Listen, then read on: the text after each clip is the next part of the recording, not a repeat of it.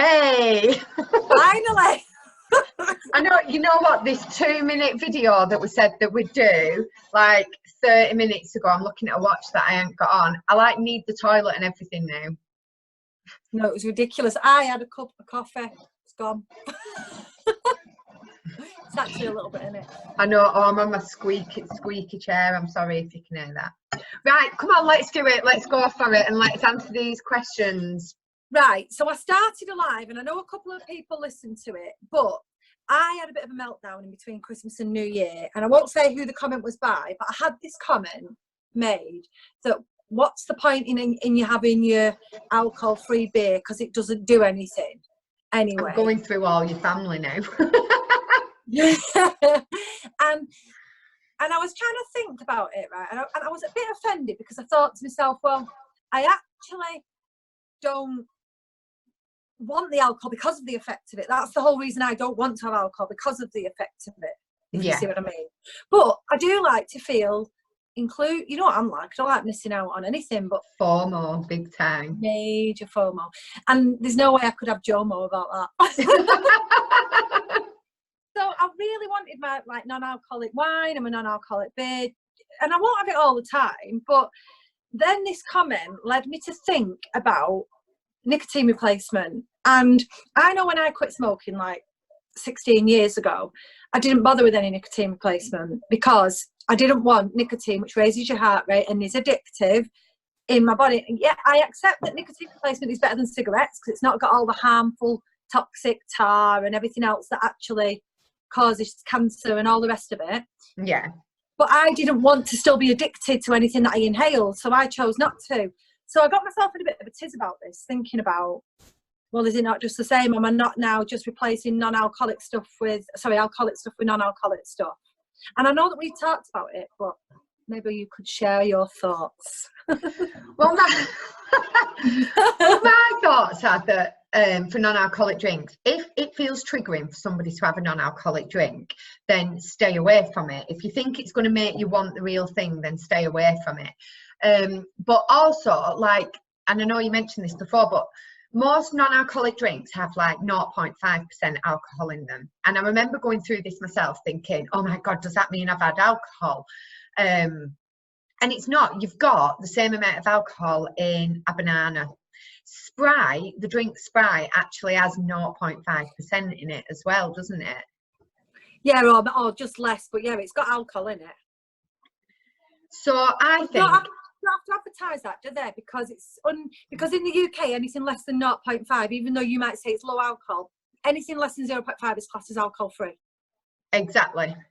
Although, I have to say, that then puzzles me, and I get why, but it's a whole new debate, which I think we're going to discuss on our podcast. Why do you have to be ID'd? Not that I get ID'd anymore. I wish I did. But why do you have to be ID'd? Right, this is a good one, actually. And you're right, this could actually turn into a full podcast, because I saw at Christmas on, yeah, it's live. Because you asked me a question and it's distracting. Hold on. So I saw at Christmas, sorry about that. I saw at Christmas that somebody had bought their kids non-alcoholic Prosecco and non-alcoholic Copperberg. Now, that's kind of glamorizing, is it not, alcohol? I think different people feel differently about it. I won't give it my kids. Because to me, it's like it's the same reason that they banned those sweetie cigarettes in the 90s, isn't it? Oh my God, yeah, I remember them. They were disgusting as well. Sticks, but they used to be cigarettes. They used to be called cigarettes, candy cigarettes, and they banned them being called candy cigarettes because they felt that it was leading people. And it's the same as, like, I don't know about where you live. Yeah, I do. But where I live, there's loads of kids now. You don't know where I live? Yeah, but I don't see the school run. I know, I mean, I don't see the school run. I know that. But I mean, like, I don't see the school run anymore. But here, Bramall.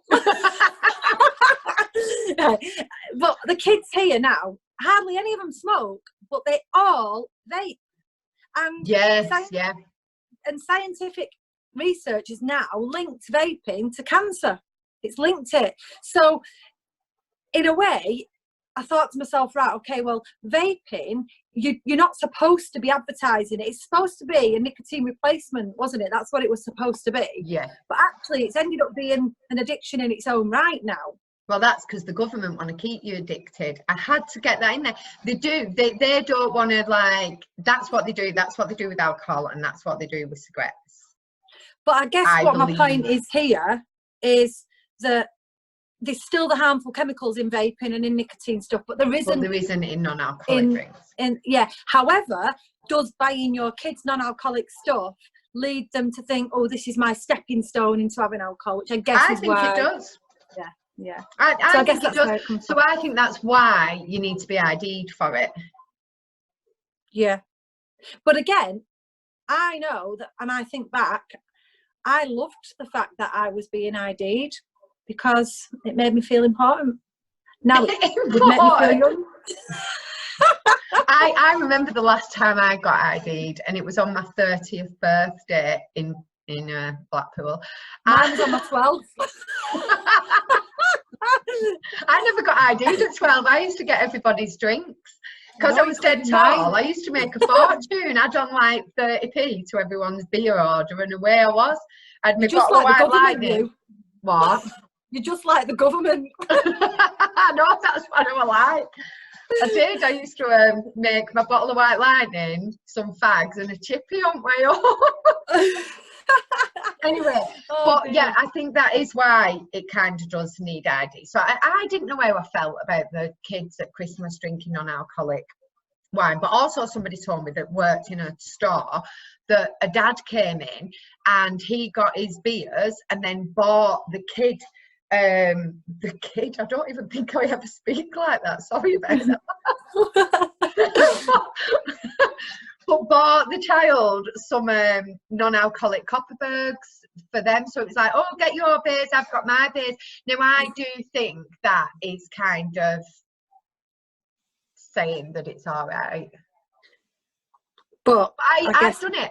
I've poured non-alcoholic, not, you know, like fizzy pop or something, into champagne flutes so we can all cheers. I did it on this Christmas for my kids. Even though I stopped drinking, I had the non-alcoholic Prosecco from Morrison's, topped up with orange, and the kids had Sprite with orange. So I guess you could still argue that that's the whole procedure. And like, the process. What do you do?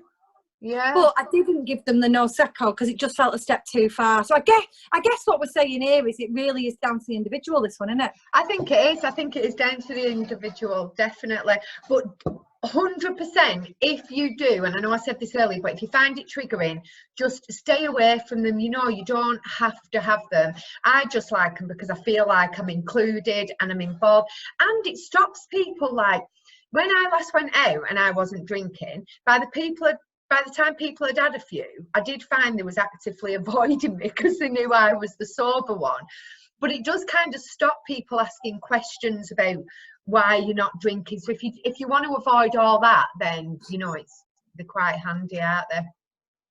I have to say, do you remember when we met that time after our spa and we went for a non-alcoholic beer? Yeah, that was the first time then I got in the car not feeling like I had a beer, but because I'd had the taste of beer, feeling a bit naughty and thinking, oh, I hope I get breathalyzed. Yeah. I've thought that over Christmas because I've been like driving here, there and everywhere. I've thought, but you know, there's not many police out actually, so it's pretty unlikely that you would get breathalyzed. Plus, I guess if they're breathalyzing us, they're wasting their time, so they'd be better breathalyzing someone who's had a drink, wouldn't they? They would. It'd be interesting though, wouldn't it? Like, I'd love it. It smells of beer in it. This is how I imagine it. Excuse me, missus. It smells of beer in your car. Yes, officer, it's Heineken Zero. All right, we better move on from this. I know we do. We need to. Everyone will be well switched off now. They'll be like, God, they're boring us. Right, sugar. Right. So sugar. So we put a post in and about asking for questions, didn't we? And somebody came back with the fact that they're eating more sugary things since they stopped drinking. So yeah. I just want to give the sciencey point of view about this and the why first. So just so that everybody understands the process, and I'm sorry if you do understand it and this sounds patronising, but just take it through. So when you eat sugar, your normal body process, if you've not got diabetes, if you're not insulin resistant, is that your pancreas will release insulin to bring your blood sugar back down to normal. Now, if you are insulin resistant or pre-diabetic or diabetic, that process isn't working properly. So doctors advise that you have a low carb, low sugar diet. And a lot of these people are on the keto diet for that reason, so that they don't spike their blood sugars and they don't end up with liver damage and organ failure from other organs not working. And it can affect the brain and lead to dementia if you have too much sugar. So I think there's two things, first of all. What everybody's got to realise is, even in dry wines, which, yes, are lower in sugar, but they are not low in sugar. All right, so the recommended daily amount for a man, I'm doing this off the top of my head, I think it's 36, 37 grams a day, which is about, depending on what you look at, it'll say 6 to 9 teaspoons. But if you work on a teaspoon being about 5 mils there for about 5 grams, roughly 6, 7 teaspoons. All right. Now, that's a man's recommended daily amount. So you shouldn't be having more than that. That's in all your food, in all your drinks, in everything. For a woman, it's less. It's like 25 grams. Now, to put this in perspective, a dry wine, 1 glass, and by a glass, I mean the small glass, not our 250 mils that we have nowadays, the 175 mils, contains roughly 15 grams of sugar. On a dry wine, it's under 5, but it's still a teaspoon of sugar per small glass. So roughly speaking, in a bottle of wine, in a dry wine, you've got about 5 or 6 teaspoons of sugar. In a sweet wine, you've probably got more like 10, 15, 20 spoons of sugar. So even if you drank 1 bottle of dry wine, for a woman, you're going to be at your limit. For a man, you're going to be really near your limit. Now, that doesn't take into account anything you eat. So if you are insulin resistant, if you're diabetic, or even if you're none of those and you're healthy, which we know you're probably not if you're on our page, you're there for a reason like we are. But if you are somebody who, under normal circumstances, pancreas is working and so on, but you're drinking a bottle of wine, you're going over your limit pretty much. So already, that's your sugar content. Now, when you take that away and you stop drinking, your body is suddenly missing out on sugar, but it's not obvious sugar, because it's not like, you know, eating a chocolate bar or eating a cake. But you will crave that missing sugar, even though it's probably not good to do so. You do crave that missing sugar. So that's why you develop a sweet tooth, even if you've not been a big sweet tooth person before. And it don't mean you will or you should, because we're not saying to have more sugar, are we? No, definitely not. Yeah.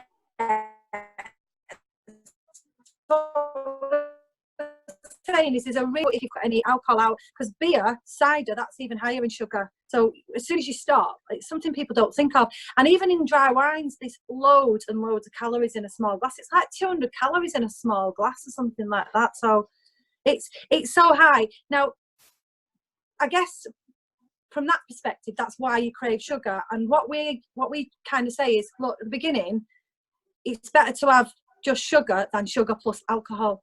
So cut things out one at a time. If you cut out your alcohol, you cut out alcohol, you cut out sugar. Allow yourself some time to make the adjustment and eat the sugar for a little while. If it's carrying on for like beyond 30 days, then you know all the alcohol's gone. Carried on for about a year. Yeah, mine dead. I won't lie. Mine lasted about a year, and it wasn't that. It was just that I didn't have the motivation. You know, I'd stopped drinking, and I kept thinking, I'll lose weight and I'll start going to the gym and I'll start doing this. But I was so happy doing other things. It was kind of, so it wasn't that I didn't have the motivation. I was just doing other things. I think I used to go to the gym and I used to exercise without realising, to actually make up for what I'd done at the weekend. So when I wasn't doing that at the weekend, I didn't have that same fire in my belly to try and go and work it off. Do you know what I mean? Well, you've not got the guilt trip, have you? So like, no. I had more to drink last night, so I need to go and run it off on the treadmill. Well, that's it. But I think, like you say, it's really important to know that it's just temporary.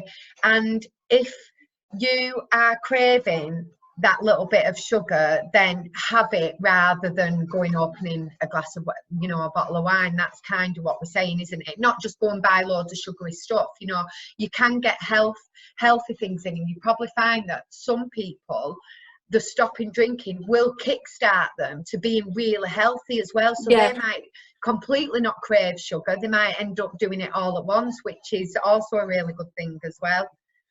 And what we would say is choose healthier options. So like get your sweet vegetables in, sweet potatoes, sweet carrots, and you know, fruit. It's okay to have fruit. Now, just coming back to what somebody on our group has said, we're not saying if you are diabetic or if you're insulin resistant, go and have sugar, because that would be absolutely ridiculous thing, and we're not going to encourage that. So just disclaimer, we are not saying have more sugar.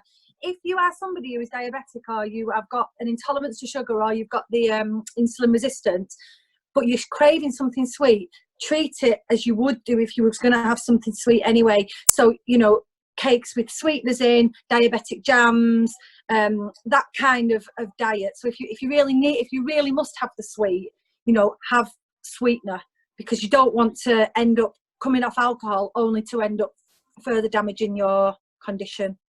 So I think as well, Alex, the really important thing is to when you do stop drinking, just go easy on yourself. Like, be really kind to yourself. Don't try and do everything at once, because you know the last thing we want is you stressing over stopping drinking, trying to lose weight, trying to be more mindful, trying to do all these things. I think just be really kind to yourself. Do one day at a time and take it one step at a time. Let's, you know, everything will come together, won't it?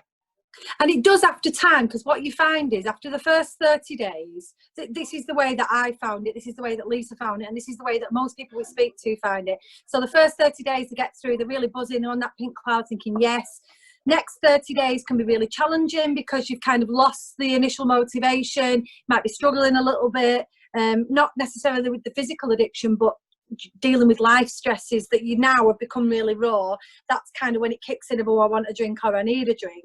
So really that's the kind to treat yourself really like a toddler, and that's how we describe it, isn't it? You know, go and get a nice warm bath and get yourself a hot chocolate and curl up on the sofa and watch a Netflix marathon and just be really lovely to yourself. And then after that, I guess the next 30 days then is when you can start to think, you know what, I'm going to cut sugar out, or I'm going to stop smoking, but don't try and do everything at once, because you're just setting yourself up for failure. And you know that the biggest thing here that we're here for is to get you through that initial period of addiction so that you can actually start to make mindful choices. And those mindful choices, and that's what we're going to talk about briefly now, might be to return to drinking. Not everybody's on our group to quit forever or to go beyond 30 days, but that 30 days is the time where you're going to make that decision.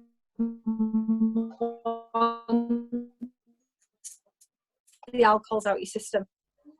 Oh, you've gone funny, Lisa. I know, it did just go funny. I don't know whether that came out what you just said, because it did go a little bit funny.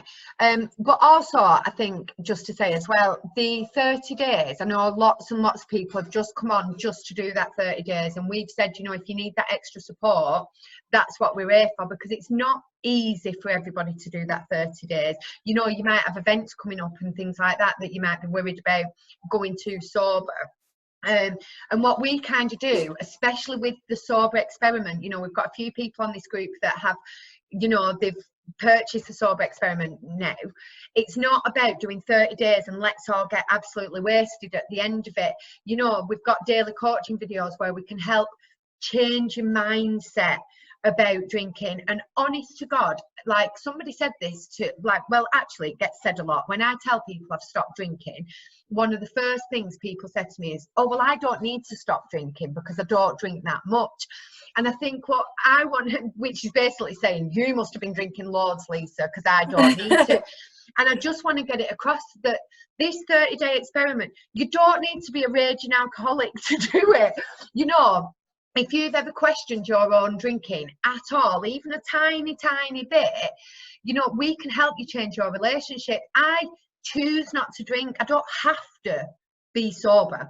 I don't have to stop drinking. If I want, I can go buy a bottle of wine from the shop and I can go and drink it.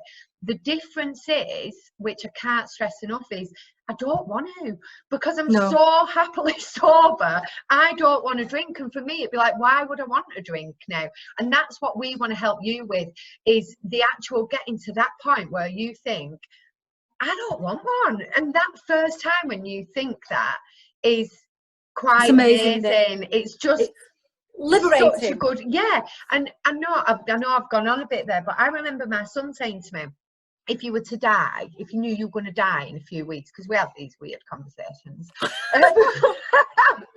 But if you were going to die and you knew it in a few weeks, would you have a drink? And I was like, not at all. I wouldn't want one. And that is the God's honest truth. I do not want one. And that is a good feeling. And that's what we'd love you to get to that point of, really, innit? Yeah, and I think, you know, just as an addition, because I know these people joined the group who haven't necessarily bought the package of the 30 days, but they're just in the group because they feel like some support. And that's fine. If you don't want to do the coaching videos, that's absolutely fine. But we do have a journal on Amazon that can help you along. And even if you're already sober and you have been, but you want that extra boost in the new year, go on to put Sober Experiment Journal in Amazon and have a look. We'll put the link on with the video. We'll put a couple of links on with the video where you can get the experiment and you can get the journal. And you know, we're not doing a sales pitch. This will help. We trialed it. We've trialed it. We've trialed it with other people in this group that have done it. And everybody says the same thing. Yeah, it's helped me to see that. And this is the question that I want you to ask yourselves. What does alcohol add to your life? For me, I can't give an answer. Alcohol adds nothing to my life, and it added nothing. All it did was took, and continue to take. So we'll leave you with that, I think. Yeah, that is that gave me goose pimples. That was a good question to end it on. I like that. Like, there's nothing else to be said. How good is that? Finally, a successful video. We'll post it. If anybody got to the end, because we did go on a bit.